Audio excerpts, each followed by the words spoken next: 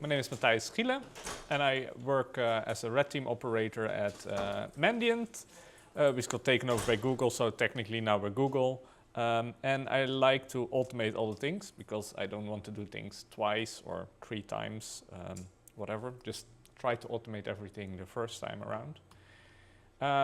So real quick, the agenda, so we know what's going on. First, I'm going to talk a bit about what is red teaming, some of the problems we encounter during red teaming, and then make some requirements for an AI system to improve on the problems and the current state, and then I'm going to talk about the specific parts of the system that we're using. And at the end, I have one slide of blue team takeaways, but we'll get there. So first up, I think most of you already know what red teaming is, but it's basically that we simulate real world attackers and we try to do some comprehensive testing. So usually from outside to all the way to the objective. So we try to emulate things like ransomware groups that try to get in from phishing and then in the end try to ransomware, that kind of stuff. And as opposed to more conventional pen testing where you try to find vulnerabilities, stuff like that, we also try to more or less test the detection and response capability of our clients. So we try to stay under the radar or make a little bit of noise and then see how they respond to that situation. So it's a very comprehensive testing, and because we want to test also the detection and response, it's usually unannounced. So the blue team usually doesn't really know that we're in the network. And the big goal of this is usually to improve the blue team. That's why it's called red teaming. You have a red and a blue team. Our process is very big, like we're planning all the way up to the debrief. For this presentation, that is not so interesting. We're mostly going to focus on the internal part, so the stay in, the privilege escalation, presence, recon, that kind of stuff. So I'm just going to focus on this small part, as well as the get in, like the established foothold, like phishing, is not really in scope for what I'm going to talk about. Let me, yeah. So what are usually the problems that I encounter during red teaming? As I said before, I like to try to automate all the things. So I'm very annoyed by everything that I have to do multiple times. So one of the problems that we encounter is a lot of repetition. So there's a lot of times you have to glue tools together.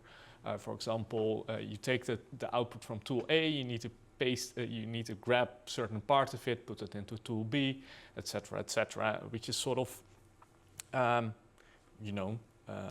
repetitive. For example, if you do a nano dump, you have to get the output, you have to restore the signature, you have to dump the credentials, and then that kind of stuff, which is not really something you should be doing all the time yourself. And during red teams, you see that there are a lot of unique configurations of client infrastructures. So almost all the clients use the same components, but have organized it uniquely. And the third is more or less like keeping track of all your actions. So if you're hacking a client, the last thing you usually think about is actually documenting all the things that you've been doing. So keep track of actions and keep in mind like what you have done so far. Usually that only comes at the end of the assignment where you start to report and you think like, oh, what did I do like 3 weeks ago on the Tuesday? So that is kind of annoying. So you need to keep track of that. Fourthly, you are up against the blue team, and sometimes they will catch you on a very stupid, tiny thing. And so you're doing like weeks of very advanced, stealthy things, and then you make one mistake and they catch you. So can we make some improvements on the problems we have encountered with AI? So let's look at first, let's look at why we use an AI, and in this case, because it's sort of the big hype, why use an LLM. So large language models are a great tool to glue existing things together. They're very good at that because they can easily take output from one tool and put it in the correct places at the other tool. And they can sort of understand, I put it in quotes because we don't really know how these things really work, but they can understand some concepts like DNS servers. If you give them like a list of DNS, like a list of IP addresses with the descriptions, and you ask like, what is the DNS server, they can extract the correct value from that. And because of the way they work, they can cope easily with unique situations. So if you need, like if you give it a little bit different input, it can still probably extract a DNS server, stuff like that. And it is a great way to map your documentation to actions. I will show you later what I mean by this, but you can sort of program things in a natural language form instead of you having to code all the lines yourself.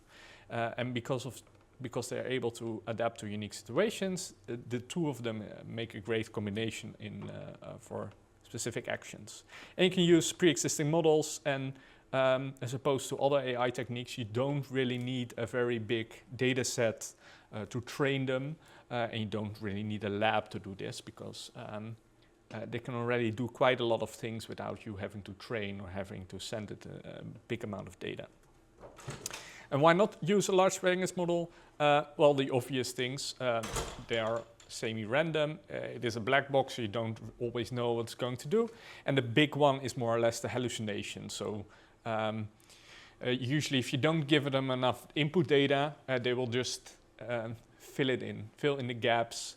They're very good at like bullshitting things, so they will hallucinate things.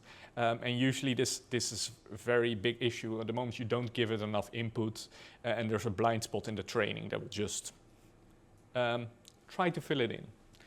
And of course are the new things like prompt injection, and how are you going to use these things safely. So I looked at a couple of existing AI solutions to see if we can maybe just use that, or like adapt that. And I saw one that was using a large language model to interact with an implant. So it basically has a layer between the C2 server and your implant. And instead of you doing a couple of commands in the implant, you basically prompt it like, I want to list the C drive of the domain controller. And then the LLM would generate code or would generate a command, execute it on the implant, give you the result back, and then you would have a sort of complete loop. But in these situations, if you think about it, like how do you actually deal with hallucinations? What if it thinks, like imagines new commands to do these things? Or what if it actually does a malicious command? Because you just send you let it interact with your C2 server directly. So what if it generates Python code that basically just nukes the entire server? You have no idea what's going to happen with that, because you basically, you let it just do whatever it wants. So you give it all options in the world. Which might not be the best, especially if we're doing like red teams on big banks or something. They're not very happy if we nuke a random server. I don't think anyone is, but you know. So if we make some requirements for this, if we actually want to use AI in our red teaming, we need to have some requirements and some things that we want to do. So we really want to have an AI help us process all the data in the background. So we don't have to process all the data we get ourselves. We wanted to suggest and evaluate the actions that we are going to take. So we wanted to give us, like, to help us basically, help us think of actions that we can do and evaluate the actions that have been done.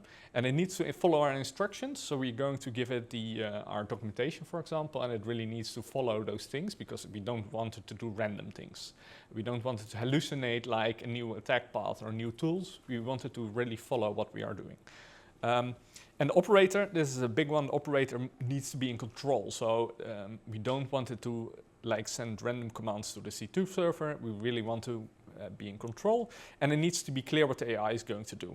So these are sort of the requirements that we have before we can actually use AI to do the red teaming part. If you look at the sort of loop that we're going to follow, is we have sort of AI assistant that does our data processing for us. We're going to create commands. Either we're going to create commands, or even more interesting is to have the AI assistant suggest commands to you based on the state. We're going to execute it and have the AI evaluate the things, also if you do things. And then your task will generate more data. You're going to process the data, and you have a sort of loop. Like this. So let's start from the data processing part, because we gather a lot of data. So our data sources usually comes from our C2 server, like the implant data, all the tools that we run in memory, and our locally executed tasks. What kind of information do you get? So you get the first information you usually get during a red team is a new implant. So you get the like the host name, that kind of stuff. the tasks that you run on the implant, but also files that you download from the environment. A good thing to keep in mind is that there are a lot of ways to process the data, especially so you don't just need to use AI for this. Just keep in mind that some things are very easy to do with just regex. For example, if you get a new implant back, no need to put it through AI. You can just like take the host name for your implant, put it in host, and these are sort of database tables. Just to show you some things. And if, for example, you run ipconfig, which is something you will generally run, either a BOF or a built-in command. And one of the interesting things is in this list is a DNS server. So, and in this case, you can just make a nice Python script to get it out. Instead of relying on a black box AI, just write some Python. This is easier than to send it to the large language model and hope you get something nice back. So this one we'll put in the situational awareness table. And now a situation like if you got a lot of data, one of the big ways to actually gain more privileges in the environment is just to enumerate all the file shares, stuff like that. Grab all the interesting files, and sometimes you get something nice like this. So in here, if you didn't see it yet, there is a net use command which also has a user flag, and you can give the password as well. So this will mount a certain path on the local system. I replaced the username and password, of course, but this is an actual file that I found in the environment. And this is actually, because it is completely unstructured, you don't really know what's going to, what kind of file format it has, so it is harder to write actual things for this. Some people actually wrote tools for this, for example, Snaffler, but also Nosy Parker and Trufflehawk can actually, in a lot of cases, parse this data. But what if we send this to the large language model? See if we can actually get the credentials out. So I just asked Gemini, like, hi, can you please extract our credentials from the next file? And it works perfectly. So Gemini will understand the context from this, and all our large language models can actually do the exact same thing, and you will get the output back. So to actually implement this in the system, you don't want to type things to Gemini. You want to run this in the background and then have a nice pop-up. So create some structure in the large language model output. And one of the libraries that is very nice for this is from Dreadnought Rigging. There are a couple of others where you will specify a certain structure. So this is based on a Pydantic model, and you basically say, I want a list of credentials with some fields, and then you have a list of credentials in there. And what we're going to do, we use this library to basically wrap a prompt where we input the text data and then get the output back. And the library will make sure that it parses, like it sends it to the large language model. And if the output is incorrect, it will just ask again, say, like, we need this output. And eventually you get a nice structured object back. And this will, like, guard the output, so make sure it doesn't do random shit, because we need to have the output in an exact order. And in this way, you can actually use it in a very structured manner. You have a file, and you get an object back with all the credentials. So if we actually run this on this file, we make a nice credential table and put all the credentials in there. Like we have netstark with welcome 01 at. We put this in the table. So keep these tables in mind.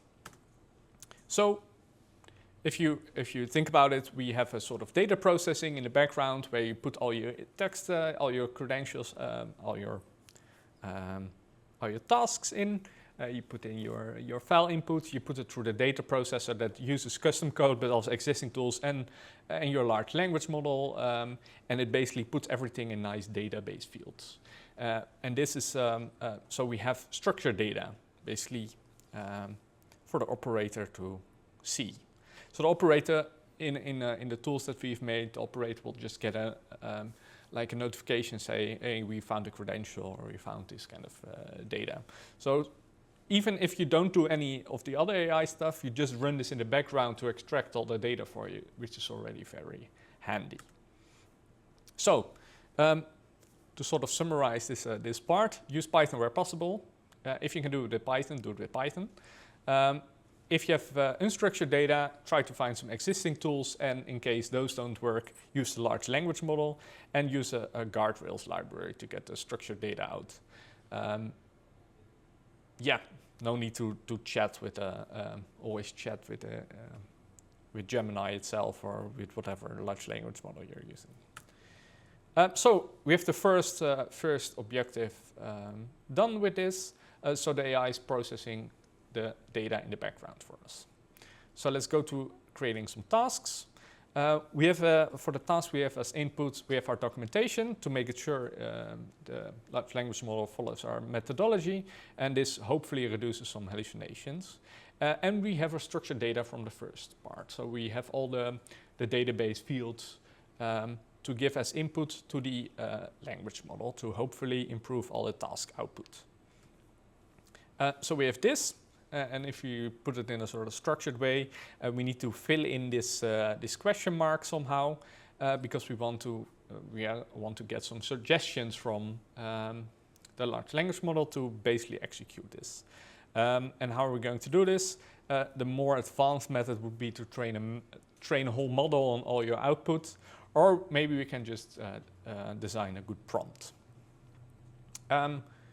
So to make this a little bit more to make it a little more structured, so to split it up into subtasks, we have a sort of a phase, because every phase of the attack cycle has different tasks. For example, if you have initial access, you want to run some host recon.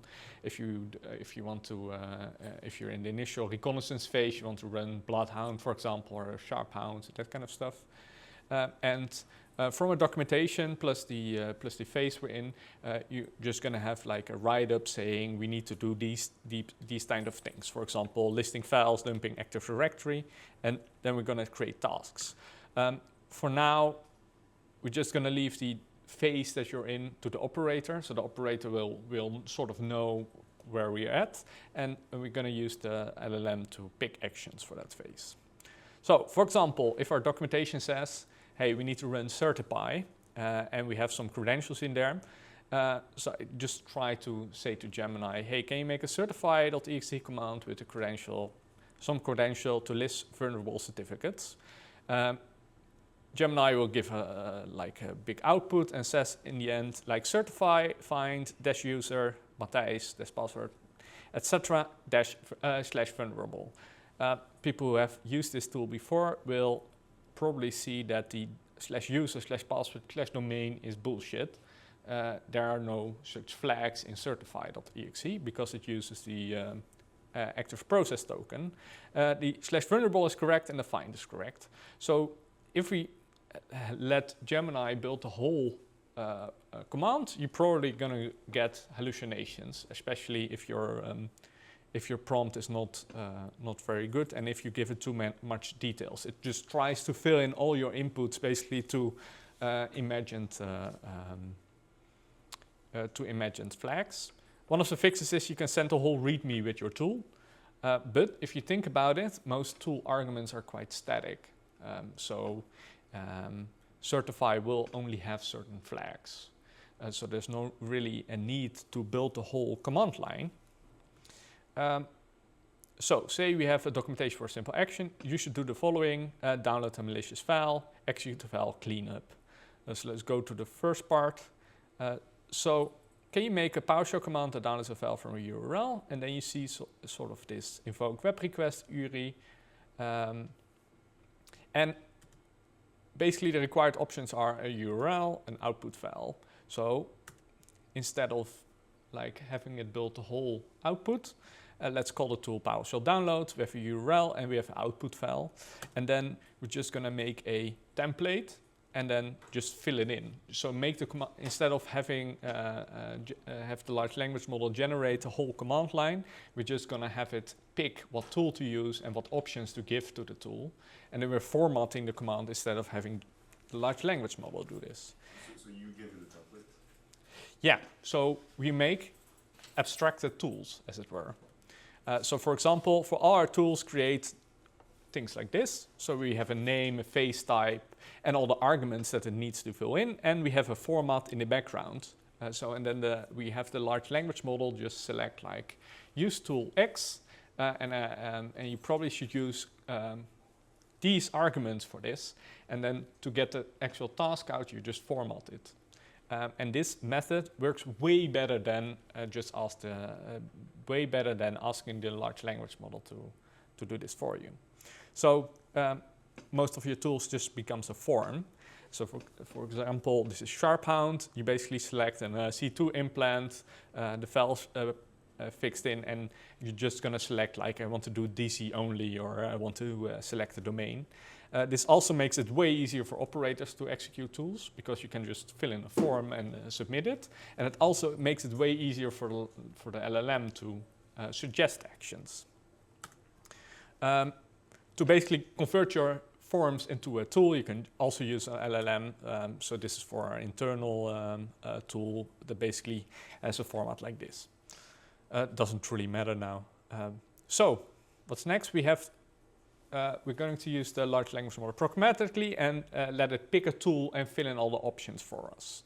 And then we format it, and we have the task from this. So, for example, we have this prompt with an action list.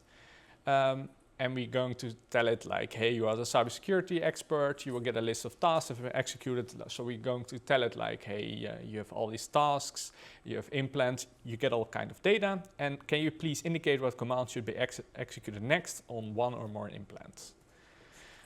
So here you see the action list. So what is it going to be? So we're going to ask it to create a list of actions to do, and these all have a tool ID and then the arguments, and to improve the output, I'm going to ask it for a reason and to give it a name, so the operator sort of has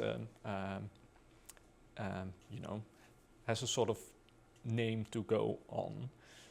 So how does this look? So like what kind of input do we give? So first we should input the documentation, so the what the LLM should do. We're going to give it a tool list. These are basically, you can see it's a list of strings, but it's basically a formatted representation of all the tools from our database. We're going to give it credentials or situational awareness from the data processing part, so all the DNS servers, the credentials, so it can pick what users to use. We're going to give it our whatever proxies there are currently, the C2 implants, so it can pick if a tool requires you to run it on a C2 implant, we're going to give it all the implants. And the previous actions and suggestions, so hopefully it doesn't suggest the same thing 100 times. There are some, this doesn't always work, but you know. So this is sort of the representation of what you get out of this. For the initial recon phase, I am going to not show you the IDs internally, because looking at GUIDs is not super interesting. This is actually during an actual red team where I just keep on pressing suggest actions. The first thing it suggested was to disable defenses on implant 1, and that basically came down to run unhook and run disable E2W. These are basically tools to disable information gathering, and removes all the hooks from your from the EDR, which is a good suggestion. And then later during the assessment, it says, hey, you should run Bloodhound Python with credential 1 on this domain. It filled in the DNS server from the earlier gathered stage. It does a domain controller. It picks a proxy, like it already suggested earlier to start a proxy, like a SOX proxy on your implant, and then you can proxy all your Bloodhound Python data basically through the implant to the interface. And this tool basically becomes this whole this very long command line that you can just execute. So sort of summary. You will get hallucinations if you let it generate a whole command, because it doesn't understand what options are are required, which ones are not, and it will invent new command lines to just fill as many options as it can into the command. So abstract the tools, you will get better results this way, and let the large language model pick the arguments and the tool that it wants to run, render the command, and you will get more control and fewer hallucinations. And if you look at the basically this, a newer approach would be to have a sort of model context protocol where you give the large language model the options to like gather data, or so the LLM can actually ask for, hey, I want to run this tool, what implants are there? So instead of sending everything in a massive blob, which will work, but will require a lot of context, you can also like give it tools to ask for things, which is sort of the newer, like the new hype for things. So with this, we sort of have a couple of other things succeeded. So the LLM will follow our instructions because it's actually, you give it the documentation and it will pick actions according to your documentation. And it's very clear what the AI is going to do because it selects one of your tools that you have abstracted away, and it cannot create new tools. So you will know that it has like a it can only pick from existing actions, existing tools, so it cannot really run new commands or invent a new way to delete the target computer. So let's go to the task evaluation and execution. So the execution is sort of simple. You have a list of suggestions for the large language model, and you will just give the operator an option to select actions that it wants to execute, and just click that, and then hand it off to the C2 server or hand it off to another program to actually execute the actions and give the output back and sync that back to the large language model for processing. For this, you will need a C2 server, basically that can be used programmatically. And then the evaluation, so it depends a bit on what kind of C2 platform you're using, but in a lot of cases, if you, for example, run a command or something in memory, like a .NET binary, it will just run the output, but it doesn't really indicate correctly if the binary succeeded correctly. I will show you in the output. So usually you only have the command and the output, and you don't really know whether it succeeded or not. So we're going to check if the output indicates an error, and maybe find the root cause, like if you need other flags to command it, and we're going to mark the task that way. So for example, this is Snaffler. It's quite a well-known tool. It is used for share enumeration. But if you run this, so my C2 server actually said, oh yeah, everything is fine, the task succeeded. But if you look at one of the last line, terminate was called. I think that is sort of normal, but it didn't find any domain computer. So it didn't actually give you any useful information. So this was a task that the large language model suggested to run, so we basically executed and it didn't give any output. But so we're just going to ask Gemini, like, hey, can you say if it's executed correctly? And it says it did not execute correctly, and it basically gave the two same lines. So it probably didn't run correctly. So what we're going to do is we're going to put it in a very simple command. So we basically use the same prompt. We're going to give it our output, and then it will just say yes or no whether it's executed correctly. So we have a sort of whole loop back. And if you remember, we give it the previous list of tasks that were executed, and we're going to include the error and whether it was successfully there. So hopefully the next iteration, it will see the task, it see that it failed, and it's probably see the root cause, and then hopefully suggest another course of action. And especially if you have a lot of tools that do the same thing. So for example, for Active Directory data collection, you can have like Bloodhound, you can have Sharphound, Rusthound. There are a lot of different tools. So in case your in-memory doesn't work, it can suggest another course of action. So it can suggest, hey, like instead of using Snaffler, maybe you use PySnaffler with through your proxy to do the same action. So in this way, we have a whole feedback loop. So your AI or like your large language model assistant will process all the data that's coming in. It will suggest new actions based on your documentation, and you will pick actions that are executed, and then the large language model will analyze your output, see if anything went wrong, and then hopefully feed everything back. And you have a whole loop for your assistant. And if you think about it, so if you have this thing running, you can create your own commands. Basically, you can run commands, and then your assistant will basically check your own commands, whether it's successfully or not, and also process the data and do everything like that. And with this, I think we have completed all goals. So it will suggest and it will evaluate our new actions.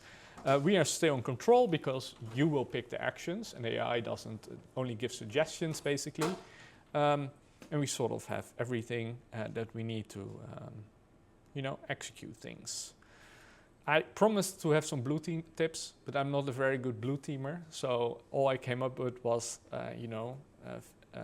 run some offensive tools yourself, especially for the low-hanging fruit, things like weak passwords, passwords on shares, ADCS, that kind of stuff. Make sure you run those things yourself. And, well, EDR is a good start. A layered defense is even better because you can usually spot what EDR is running. But if you have like a network or a SIEM, it's quite hard to detect what network-based detection or what SIEM is running because they're very hidden. And especially for EDRs, if you have custom rules, it will usually pay off because nowadays we sort of know what EDR is going to detect what, but if you have custom rules for specific things, then it's very hard to know that up front. And it helps us to catch these things. These things are not specifically for AI-enhanced red teaming, whatever that may mean, but it's just the AI enhancement part just makes us more efficient. So you need to do the same thing, but better, I guess. This is more or less it. Are there any questions, comments, or